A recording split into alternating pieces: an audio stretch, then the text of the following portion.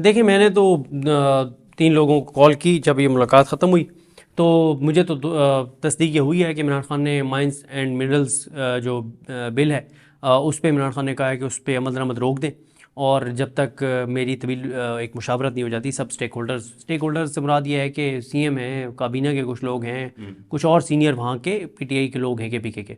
दूसरा, इंटरनल मामलात के ऊपर भी इमरान खान ने कहा है। मेरा ख्याल है कि जो चीज़ ज़्यादा हाईलाइट नहीं हुई ना, जो पीटीआई ने डिटेल्स जारी की उसमें भी नहीं है, जो मुझे कंफर्म की है वहाँ मौजूद एक पार्टिसिपेंट ने, कि इमरान खान साहब ने कहा है कि इनको लगता है कि पीटीआई अब सड़कों पर नहीं आ सकती। अच्छा। बहुत जल्द मैं कॉल देने वाला हूँ और इनका अकल ठिकाने आ जाएगा और इनको लग पता जाएगा।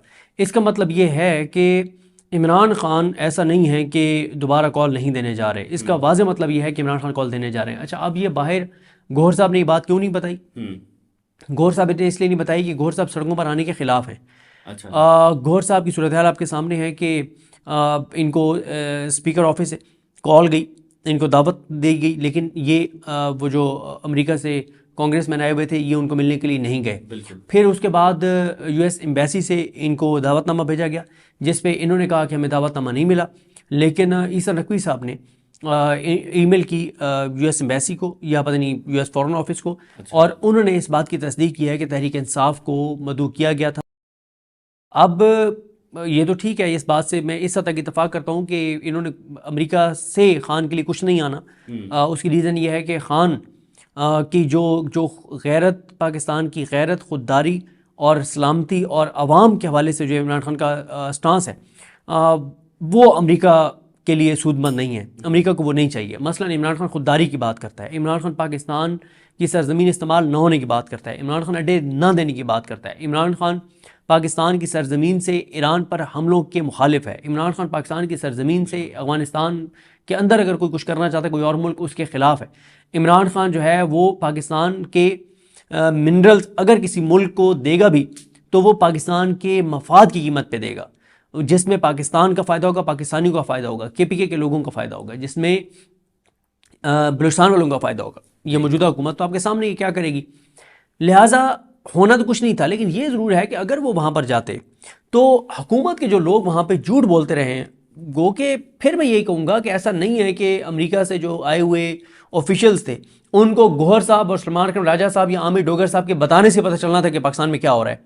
उनको सबसे बेहतर पता है कि पाकिस्तान के अंदर क्या हो रहा है, लेकिन होता सिर्फ यह है कि जब 8 10 15 20 25 लोग खड़े होते हैं और वो कोई बात पूछते हैं और एक बंदा झूठ बोल रहा है हुकूमत का कि सब अच्छा है, सब अच्छा है सर, वहां पे पीटीआई का बंदा खड़ा होता है, उसे उसको काउंटर करता, उसको एम्बेरस करता, उसको नंगा और गंदा करता कि झूठ बोल रहे, बकवास कर रहा है, ये बिल्कुल गलत बयानी कर रहा है, ये उधर ही फिर एक शटअप कॉल जाती है उस बंदे को, झूठ बोल रहा होता है, जो बकवास कर रहा होता है।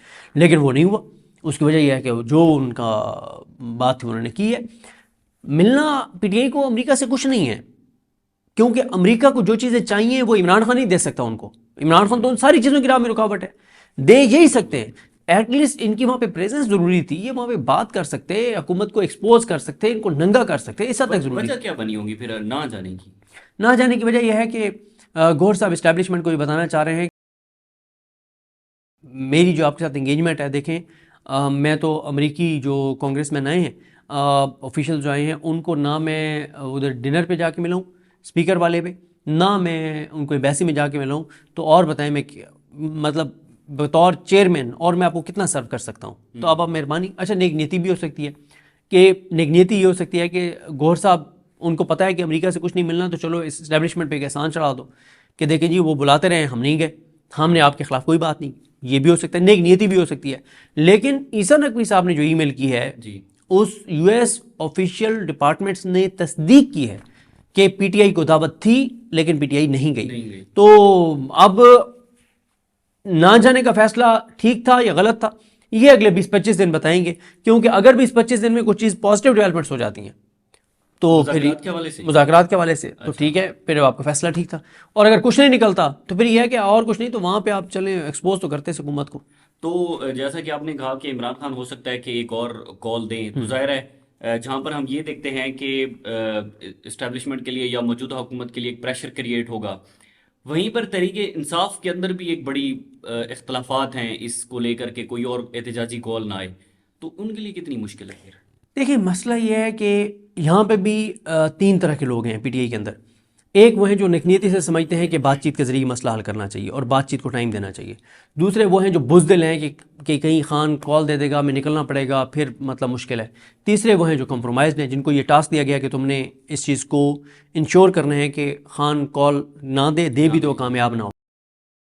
फिर आप ये देखें कि पीटीआई के ना लोग मोस्टली जो जिस फेज़ में, इसीलिए मैं जब मुज़ाकरात जो हो रहे हैं उसको सपोर्ट करता हूँ तो लोग फिर मुझे कहते हैं कि मैं क्यों ये बात कर रहा हूँ।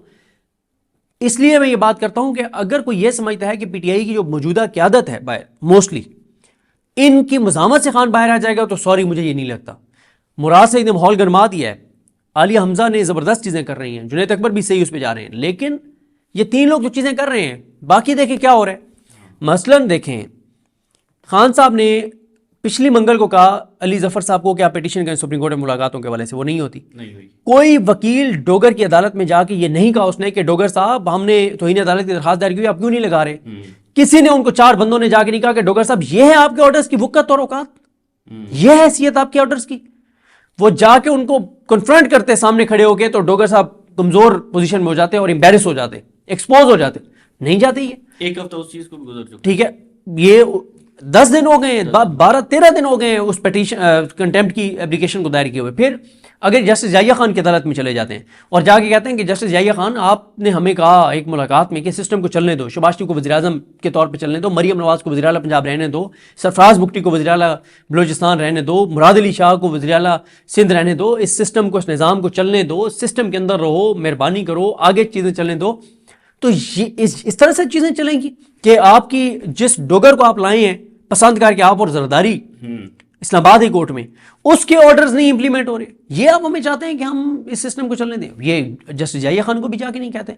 तो अगर पीटीआई की इस हद तक की कंप्रोमाइज्ड और बुज़दिल होंगे बाहर वाले कि यार को बंदूकें लेकर तो जाना नहीं है, आप चार वकील डोगर के सामने। अच्छा मैं आपको बताऊं, पीटीआई की मरकजी जो टीम है लीगल, उसके 3 से 4 बंदे डोगर के साथ ताल्लुकात बेहतर बनाने पे लगे हुए हैं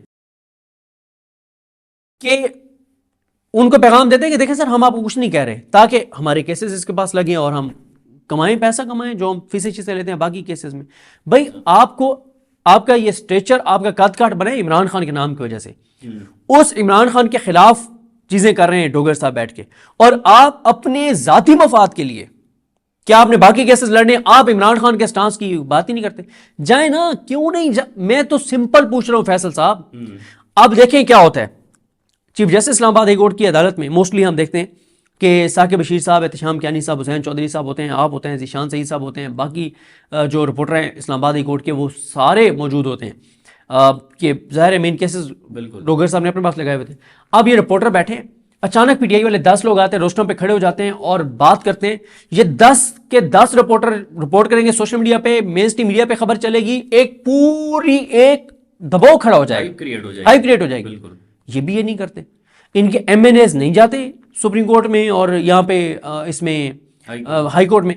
अब चले उधर सही हुआ है कि उधर उसमें लाहौर हाई कोर्ट में, बल्कि मैं अगर देखूं जो लास्ट हेयरिंग पे जो पीटीआई के एमपीएस थे उनका नाम जो है ना वो ज़रूर जो है वो लेना चाहिए। उसकी वजह ये है 9 मई के जो जमानतें थी, जो इमरान खान साहब की 9 मई वाली जमानतें हैं ना, उसमें जो पीटीआई के जो एमपीएस जो है ना वो नहीं, उनके नाम जो है ना वो मेरे दूसरे मोबाइल में है, तो मैं दूसरा मोबाइल पता नहीं उधर छोड़ आया हूँ।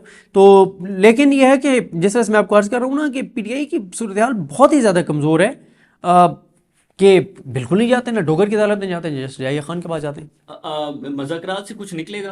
आपकी अंडरस्टैंडिंग क्या है? ज़ाहिर है इन्फॉर्मेशन भी होती है और फिर उसके बाद बंदा तज्जिया भी करता है कि इस इन्फॉर्मेशन के बेस के ऊपर ये तज्जिया, कुछ निकलेगा इन मुज़ाकरात में से? देखें ग्राउंड के ऊपर ना 1% भी कोई ऐसी चीज़ पॉजिटिव नहीं है जिससे आपको ये लगे कि मुज़ाकरात पॉजिटिव साइड पे जा रहे हैं। ग्राउंड के ऊपर ऐसी कोई चीज़ नहीं है। अच्छा। ग्राउंड के ऊपर जो चीज़ें उस नैरेटिव को तकवीयत मिलती है जो ये कहते हैं कि ये ट्रैप है, ट्रक की बत्ती है और इसकी वजह शायद वो अमेरिका वाला बिल है या तहरीक तहफ़्फ़ुज़ आईन पाकिस्तान का मुतहद होना, और वो चीज़ें उस नैरेटिव को तकवीयत मिलती है ग्राउंड रियलिटीज़ पे। लेकिन मैं जब इन मुज़ाकरात को सपोर्ट करता हूँ तो मैं ये कहता हूँ कि जब पीटीआई अभी कॉल ही नहीं दी सड़कों की, जब पीटीआई की बाहर लीडरशिप जो है ना वो अलीमा खान के साथ खड़ी होती है अडयाला के बाहर, ना वो डोगर की अदालत में जाते हैं, ना वो जस्टिस जाहिया खान की अदालत में जाते हैं, तो यार 15-20 दिन दे दो इनको मुज़ाकरात, इनका रांझा राजी होने दो। इनके सर पे जो मुज़ाकरात का जुनून चढ़ा हुआ है ना, इन्हें को यार उतार लो ये अपना जुनून। तुम्हें जो बहुत शौक है ना जाके और शहबाज शरीफ की तरह डिग्गियों में छुप के जाने का, मिलने का, मिल लो एक बार, अपने पूरे कर लो अपने सारे, तो करने देना 15-20 दिन, इनको दे देना। गुजर गया 15-20 तीन दिन गुजर गए। मतलब इस तबाही और बर्बादी जो पाकिस्तान के साथ हो रही है, 3 साल इसको गुजर गए हैं ना। जो इमरान खान के साथ जुल्म है उसको 2 साल हो गए हैं ना। मतलब उस पीक का जुल्म जो दुनिया में शायद ही 1-2 मुल्कों के अलावा कहीं पे हो रहा हो, तो और 1-2 जहाँ पे हो भी रहा है वहाँ उस मुल्क के अंदर नहीं हो रहा, कोई एक मुल्क दूसरे मुल्क के साथ वो जुल्म कर रहा है जो यहाँ पे इंटरनली हमारे यहाँ हो रहा है। तो इतना टाइम गुजर गया, तो चले 15-20 दिन और इनको दे दें, करने दें इनको बातचीत, ताकि इनका रांझा राजी हो जाए, क्योंकि इनको बड़ा मसला होता है। वो अंसार अब्बासी साहब भी कॉलम लिख देते हैं कि यूट्यूबर्स जो है वो अपने डॉलर्स के लिए इस चीज़ की मुखालफत करते हैं। बाकी भी पीटीआई की लीडरशिप के लोग भी कहते हैं कि जी यूट्यूबर्स के सर पे जंगी जुनून सवार है और ये हमें लड़वाना चाहते हैं। नहीं लड़वाना चाहते भाई, हम आपको, आप कर लें मुज़ाकरात। आप शहबाज शरीफ की तरह डिग्गियों में छुप के अगर जा रहे हैं और आपके अंदर इतनी सियासी शर्म नहीं है कि आज़म सवाती साहब जो हैं वो इमरान खान के नैरेट पे खुद कुछ हमला करते हैं और तासुर देते हैं कि इमरान खान लेटा हुआ है और डील मांग रहा है, और आप कहते हैं कि मैं आज जा रहा हूँ इस्टेब्लिशमेंट। कभी आपने ये बात सुनी है कि कोई बंदा ये कहे कि हाँ आज मैं मिलने जा रहा हूँ? वो अगर आज़म सवाती जैसे लोगों के जरिए आप समझते हैं कि इमरान खान मुजामत करके बाहर आ जाएगा, तो नहीं आएगा ना।